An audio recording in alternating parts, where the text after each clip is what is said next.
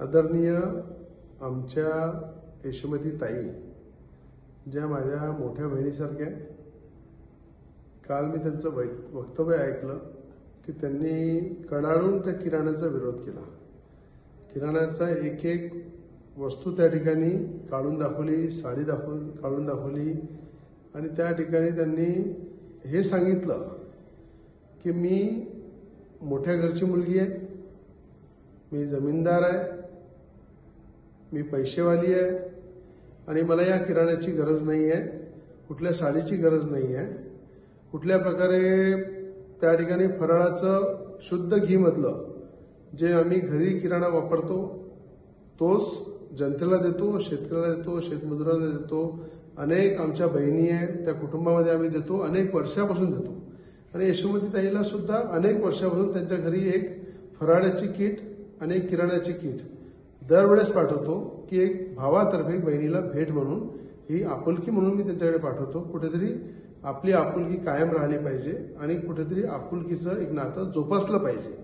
पण त्याचा जो विरोध केला ताईंनी, ज्या पद्धतीने सांगितलं, ज्या अंकारामध्ये त्यांनी सांगितलं की एका भावानं दिलेली भेट ते मला नको.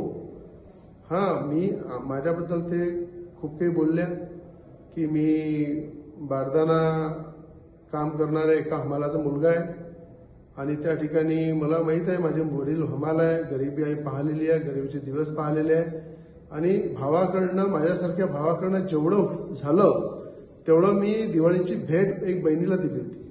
अनेक बहिणींनी स्वीकारली, अनेक बहिणी ज्या आमच्या आहेत त्या सगळ्या लाखो बहिणींपर्यंत ते पोचली. ती साडी त्यांनी घातली सुद्धा.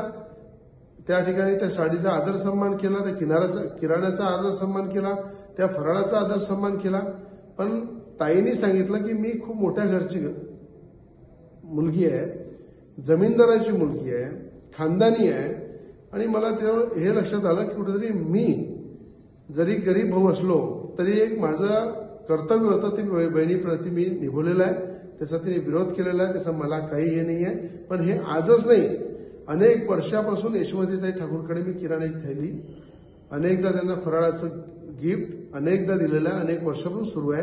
पण आता अचानक त्यांनी जी भाषा वापरली, मला असं वाटते की आज अमरावती जिल्ह्याचे जे खासदार आहेत त्यांनाही फोन करून त्यांना सुद्धा दिवाळीचं गिफ्ट आम्ही दिलं, अनेक नगरसेवकांना दिलं, अनेक आमदारांना दिलं. पण कोणीही अशा प्रकारे अहंकाराची भाषा वापरली नाही. तर मला ताईला हेच सांगणं आहे, तुमचा भाऊ जरी गरीब असला तरी मला असं वाटते माझी ऐपत एवढीच आहे तुम्हाला गिफ्ट द्यायची, याच्यावर मी तुम्हाला देऊ शकत नाही. एक बहीण म्हणून तुम्ही स्वीकारायला पाहिजे होतं आणि त्यासाठी माझं अभिनंदन करायला पाहिजे. पण माझा द्वेष केला तरी मला काही चिंता नाही आहे. एक बहीण म्हणून नेहमी, एक भाऊ म्हणून मी आपल्यासोबत आहे.